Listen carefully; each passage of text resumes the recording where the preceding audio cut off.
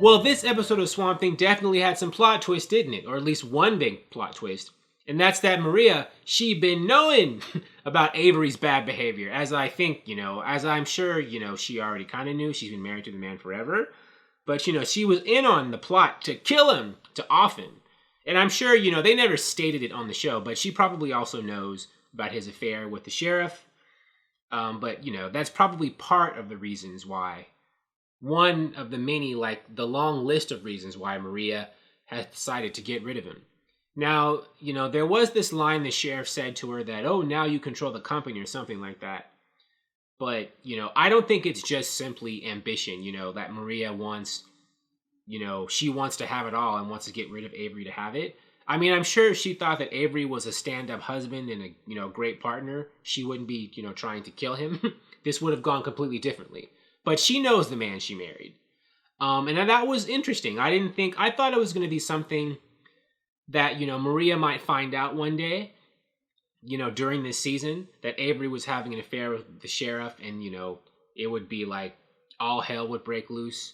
But, they've made it so that, she knew that Avery was a horrible, horrible person all along. I mean, she already did know, but I didn't think that she knew to the point where she decided she wanted to kill him off.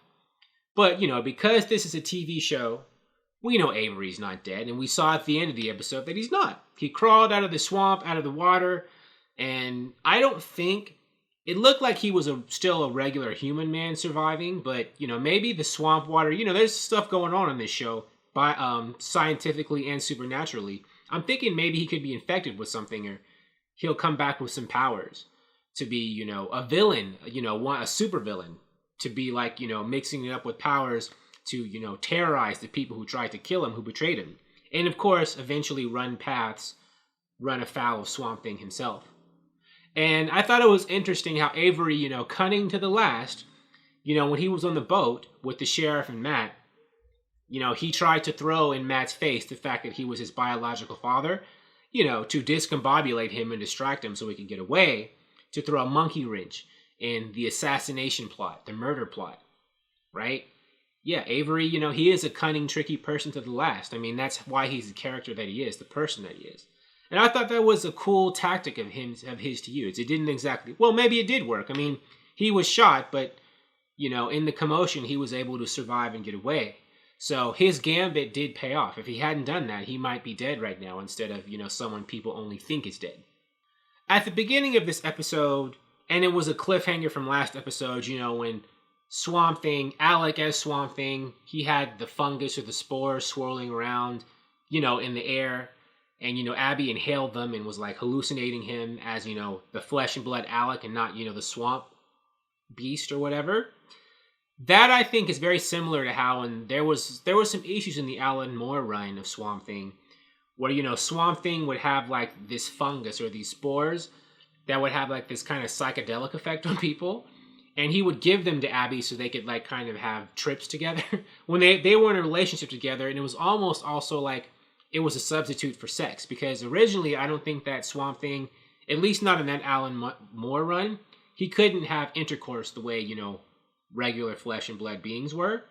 So to substitute for that, he would go on these weird, like sensual psychedelic trips with Abby, his mate. And that's how they would kind of sort of be able to, I guess, substitute for, the traditional way of having action. That was kind of the way I interpreted that storyline when I read it in the comics. If you're someone who read the Alan Moore Swamp Thing, you might be like, no, that was something different. But I think that's kind of what it was. And so that's what I thought of here when he was giving her or stuff to, mess with her mind, to trip her out so she could see him as a regular person. But, it reminded me of some other things that those spores and that material did in the comics, in the past. But, it was also nice. I'm sure the actor Andy Bean, who plays Alec Holland himself, is happy for that plot development because it gives him something to do.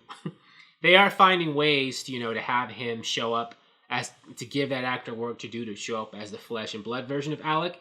Even though, Swamp Thing can never turn back into Alan for real again, the show is finding ways to give him something to do, which I'm sure he appreciates from, an acting and paycheck standpoint. And also in this episode, we run into the Rod again. the Rot, without Dr. Arcane, Anton Arcane, the most famous person in the comics who, works with the Rot.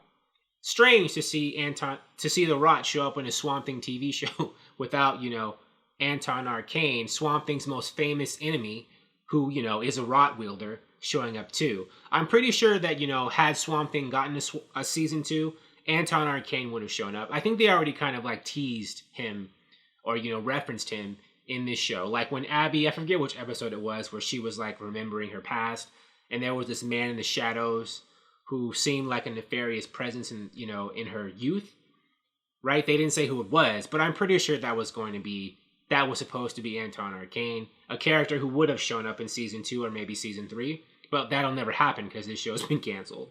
But, for now, we're just going to have, if you're someone who's a Swamp Thing lover from the comics, who, knows how, what the kind of relationship is between Anton Arcane and the Rot, unfortunately, you're going to have an Anton Arcaneless Rot experience this season, unfortunately, and forever. We also have the introduction of Nathan Ellery and the Conclave.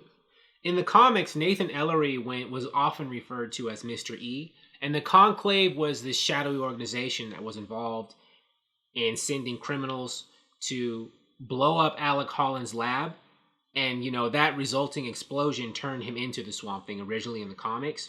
So in this episode, the Swamp Thing writers reached way back into Swamp Thing history to dig that character up, because I think Mr. E is a character from like 1972, like one of the first Swamp Thing characters ever, really. The first like Swamp Thing menace, or the first regular human Swamp Thing menace, right? He was kind of like the original Avery Sunderland, right? Avery Sunderland later on came on as like another kind of evil, kind of rich businessman character. But the first evil, rich businessman character who was, a continual presence, nefarious presence in Swamp Thing's life was Nathan Ellery, also known as Mr. E. So, I'm wondering what they're going to be doing with him as this show goes on. Why introduce him in the Conclave? And, they've only got like 3 episodes left. But, this show originally, they were hoping to go on for multiple seasons. And they were originally hoping to go for 13 episodes instead of 10. So a lot of this stuff that they're introducing, I'm sure they didn't want to just have it play out and reach its conclusion, just in the next like month. They were hoping to have this go on for years. So, a lot of these characters we see showing up in these story threads, it would be cool to see them play out over years, but unfortunately that's not going to happen. But for now, so far so good. I like the plot twist, the big plot twist this episode that I referenced at the beginning of the video. And I continue to think that Swamp Thing is a very good show and a different kind of show from other DC shows.